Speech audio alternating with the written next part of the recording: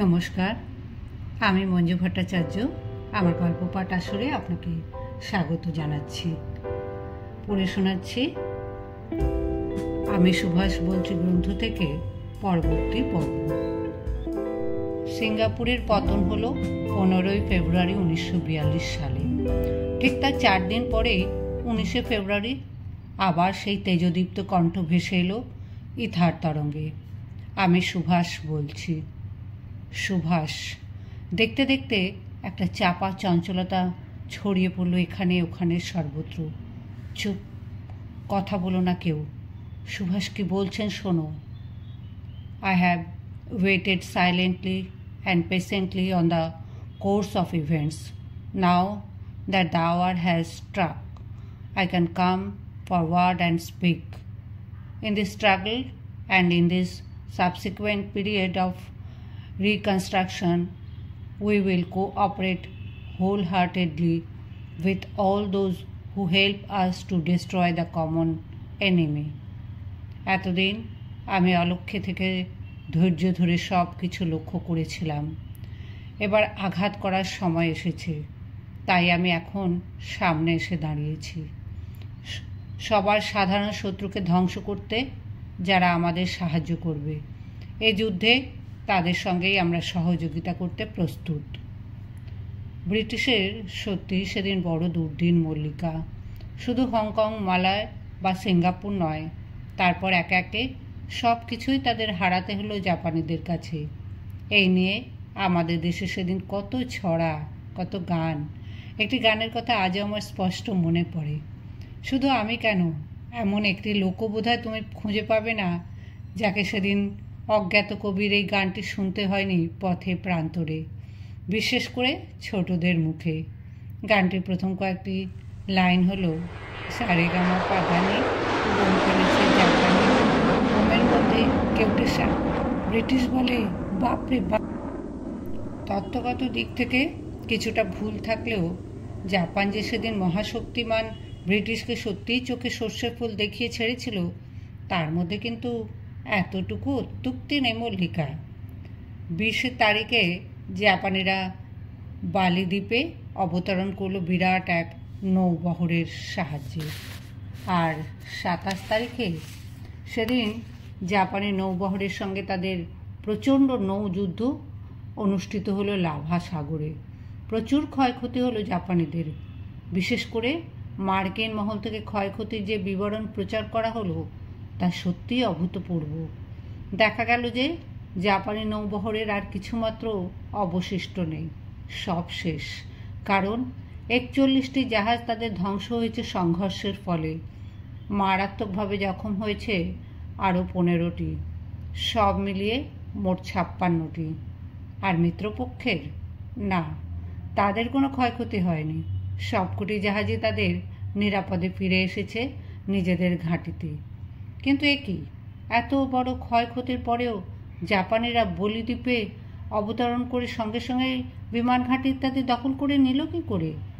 তবে কি সবটাই যুদ্ধকালীন প্রচার কার্য মাত্র? আসল খবর জানা গেল ডেইলি টেলিগ্রাফ পত্রিকায় প্রকাশিত প্রত্যক্ষদর্শীর বিবরণ থেকে। মিত্রপক্ষীয় নৌ বহর শেষ, এমনকি বংশে বাতি দেবার জন্য একটিও অবশিষ্ট নেই। শুরু হয়েছিল বিকেল 4টে। ব্রিটিশ, মার্কিন ও ওলন্দাজ নৌবহর তখন প্রস্তুত। জাপানি নৌবহর এদিকেই আসছে বলে খবর পাওয়া গেছে। আসুক না একবার, কাকে বলে নৌযুদ্ধ দেখিয়ে দেব। সত্যি ওরা দেখালো মল্লিকা। কী করে সাফল্যের সঙ্গে পশ্চাৎপসরণ করতে হয় তা বোধহয় এমন করে আর কেউ কোনো দিন দেখাতে পারেনি ওদের মতো। তা বলে রেহাই নেই। ততক্ষণে জাপানি নৌবহরের সবগুলি দূরপাল্লার কামান সক্রিয় হয়ে উঠেছে প্রচণ্ডভাবে।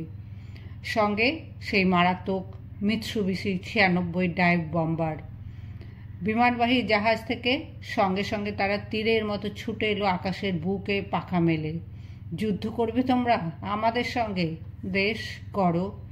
প্রথমেই ঘায়েল হলো ব্রিটিশ ক্রুজার এক্সিটার। ঘায়েল হলো একেবারে মোক্ষম জায়গা, অর্থাৎ বয়লার ঘর। তারপরে শুরু হলো দৌড় দৌড় দৌড়। কিন্তু যাবে কোথায়? একবার যখন বেড়া জালে আটকে পড়েছে তখন কি আর রক্ষা আছে নাকি? এক্সিটারের পরে ওলন্দাজ ডেস্ট্রয়ার কোর্টেনার, তারপর ব্রিটিশ ডেস্ট্রয়ার ইলেকট্রা। বেগতিক দেখে বাকি জাহাজগুলি সরে পড়তে চেষ্টা করলো ধূম্রজাল সৃষ্টি করে। আর যুদ্ধ করে কাজ নেই, অনেক হয়েছে। এখন মানে মানে সরে পড়তে পারলে তবেই রক্ষা। কেটে গেল বেশ কিছুক্ষণ। চারদিকে ঘুটঘুটে অন্ধকার, দুহাত দূরের জিনিসও স্পষ্ট দেখা যায় না। সুতরাং অনেকটা নিশ্চিন্ত, আর ভয় নেই। এবারের মতো খুব রক্ষা পাওয়া গেছে। দ্রাম! ঠিক তখনই ব্রিটিশ ডেস্ট্রয়ারের জুপিটার থরথর করে কেঁপে উঠল প্রচণ্ড একটা বিস্ফোরণের শব্দে। মাত্র কয়েক মিনিট, তারপরেই সব শেষ। পরবর্তী বিস্ফোরণ ঘটল রাত 11টায়। এবার গেল ওলন্দাজ ক্রুজার ডি রুয়েটার, তারপর আরও একটি ওলন্দাজ ক্রুজার জাভা। একটার পর একটা। জাভার পরে গেল অস্ট্রেলিয়ার ক্রুজার পার্থ, সেই সঙ্গে গেল মার্কিন ক্রুজার হার্স্টন, তারপর আরও দুটি মার্কিন ডেস্ট্রয়ার পিলসবারি আর এডসাল। সঙ্গে সহযাত্রী হল ব্রিটিশ ডেস্ট্রয়ার এনকাউন্টার এবং মার্কিন ডেস্ট্রয়ার স্ট্রং হোল্ড, মার্কিন গানবোট এসডিলা ও আরও 6টি জাহাজ। তারপর পরম নিশ্চিন্তে দ্বীপে অবতরণ এবং বিমান ঘাঁটি ইত্যাদি দখল।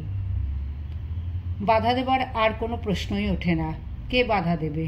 নৌবহর তখন পুরোপুরি বিধ্বস্ত। ইচ্ছা থাকলেই বা মিত্রবাহিনীর পক্ষে সে সাধ্য তখন কোথায়? শুধু একটি দুটি ক্ষেত্রে নয় মল্লিকা, মিত্রবাহিনীর যুদ্ধকালীন প্রচার কার্য এমনি হাসির খোরাক হয়েছিল অসংখ্যবার। যেমন পরবর্তীকালে মিডওয়ের সামুদ্রিক এলাকায় অনুষ্ঠিত নৌযুদ্ধ। মার্কিন সমর বিভাগের দাবি সে যুদ্ধে তারা মোট 53টি জাপানি ক্রুজার ধ্বংস করেছে। খুব ভালো কথা, কিন্তু জাপানি নৌবহর কোনোদিনও 53টি ক্রুজার ছিল কি? মোটেই না। তাদের ক্রুজার ছিল সব মিলিয়ে মোট 35টি, তার একটিও বেশি নয়। তাহলে বাকিগুলো এলো কোথা থেকে? ওদিকে বেগতিক দেখে 3রা মার্চ তারিখে জেনারেল ওয়াভেল ভারতবর্ষে ফিরে এলেন প্রাচ্যের অধিনায়কের পদ থেকে বিদায় নিয়ে। প্রাচ্য রণাঙ্গনের অধিনায়ক হিসেবে পদে পদে জাপানিদের হাতে অপদস্থ হওয়া ছাড়া আর এমন কিছুই তিনি করতে পারেননি, জানিয়ে এতটুকু গর্ব করা চলে। দেখা যাক ভারতবর্ষের প্রধান সেনাপতির পদ গ্রহণ করে এবার কিছু করা যায় কি না। ঠিক তার দুদিন পরেই 5ই মার্চ জাভার রাজধানী বাটাভিয়া চলে গেল জাপানিদের দখলে। ব্রহ্ম রণাঙ্গনেও সেই একই অবস্থা, সেই একঘেয়ে পশ্চাৎপসরণের ইতিহাস।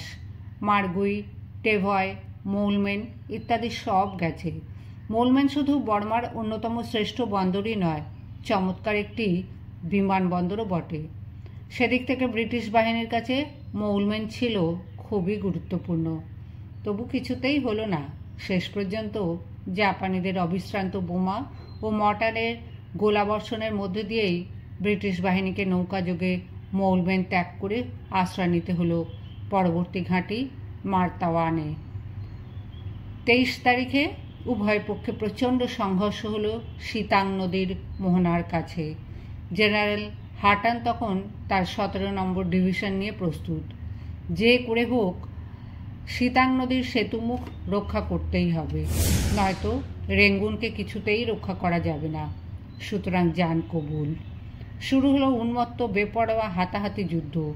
তবু কিছুতেই কিছু হলো না। বাধ্য হয়ে তখন জেনারেল হাটানকে সেতুপথ ধরে ওপারে চলে যেতে হলো 3 দিক থেকে আক্রান্ত হয়ে। তারপরই সেতুপথটাকে উড়িয়ে দেওয়া হলো শক্তিশালী ডায়নামাইট চার্জ করে।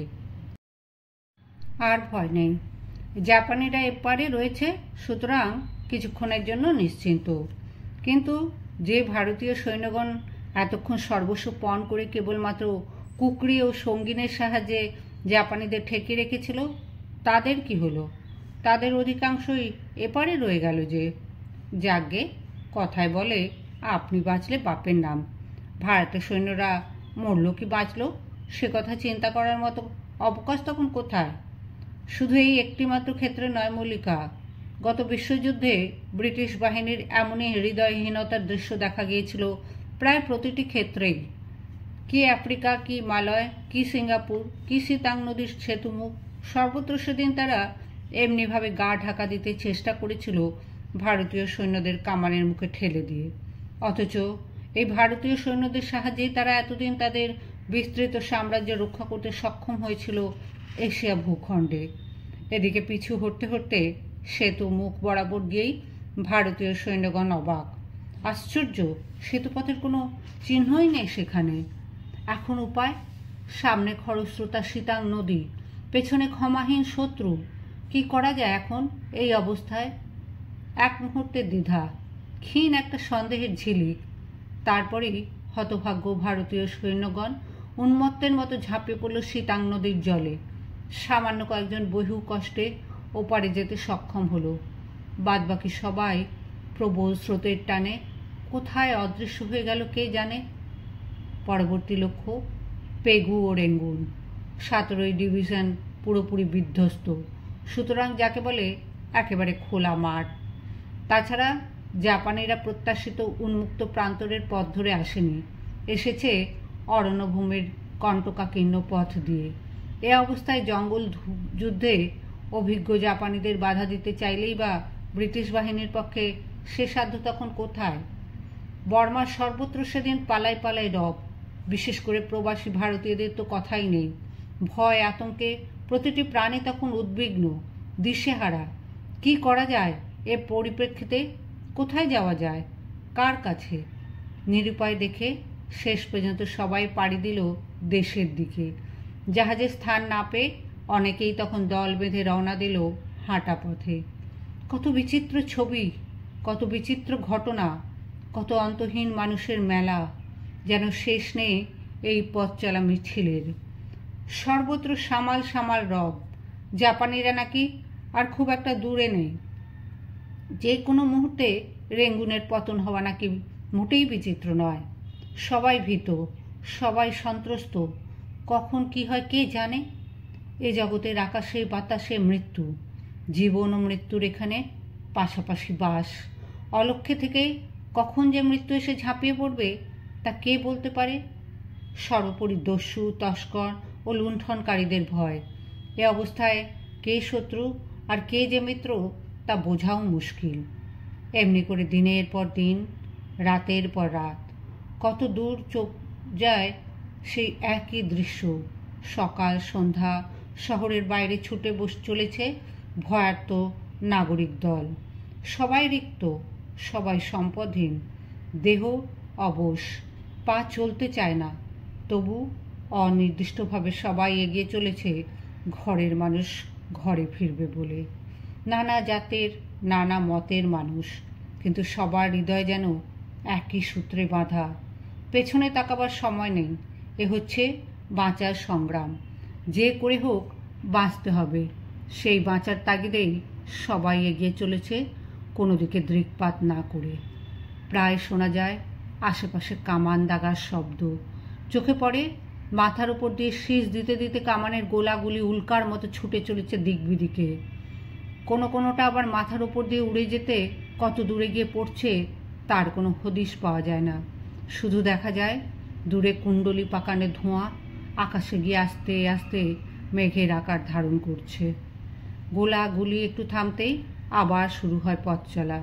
সে কি দৃশ্য তখন! যত দূর চোখ যায় শুধু অসামরিক জনসাধারণ নয়, সৈন্যদের মধ্যেও ছত্রভঙ্গ ভাব বেড়েই চলেছে ক্রমশ। পথে ঘাটে দেখা যায় কাতারে কাতারে দল ছাড়া সৈনিক চলেছে। হাতে হাতিয়ার নেই, গায়ে সম্পূর্ণ উর্দি নেই, অনেকের পায়ে জুতো পর্যন্ত নেই। তবু তারা এগিয়ে চলেছে উদ্দেশ্যহীনভাবে। কোথায় যাচ্ছে তারও কোনো ঠিক ঠিকানা নেই। কলকাতা মহানগরীতেও সেই একই দৃশ্য। শহর খালি করে কাতারে কাতারে লোক তখন গ্রামাঞ্চলের দিকে ছুটে চলেছে জাপানি বোমার ভয়। আকাশপথে রেঙ্গুন থেকে কলকাতায় দূরত্ব কতটুকুই বা, সুতরাং আর বিশ্বাস নেই। ওদিকে তখনও আস্ফালন চলেছে সেই একইভাবে। আসুক না জাপানিরা, দেখে নেব ওদের কতখানি হিম্মত। দরকার হলে আফ্রিকার তবরুকের মতো এখানেও আমরা দীর্ঘদিন ধরে অবরোধ যুদ্ধ চালাবো, তবু রেঙ্গুন কিছুতেই ছাড়ব না। কোথায় যুদ্ধ? কোথায় কি? যুদ্ধ তো দূরের কথা, তার সামান্য চিহ্নমাত্র দেখা গেল না কোনো একটি ক্ষেত্রে। বরং তার আগেই ব্রিটিশ জেনারেল আলেকজান্ডার সাফল্যের সঙ্গে পশ্চাৎপসরণ করলেন ডক, টেলিফোন, টেলিগ্রাফ ইত্যাদি যোগাযোগ ব্যবস্থা জ্বালিয়ে পুড়িয়ে একাকার করে দিয়ে। পেগু ও রেঙ্গুনের পতন হলো 8ই মার্চ, আর 25শে মার্চ হারাতে হলো বঙ্গোপসাগরে অবস্থিত গোটা আন্দামান। হারাতে হলো বেসিন, প্রোম, টাঙ্গু, মেমিও, আকিয়াব ইত্যাদি সব কিছু।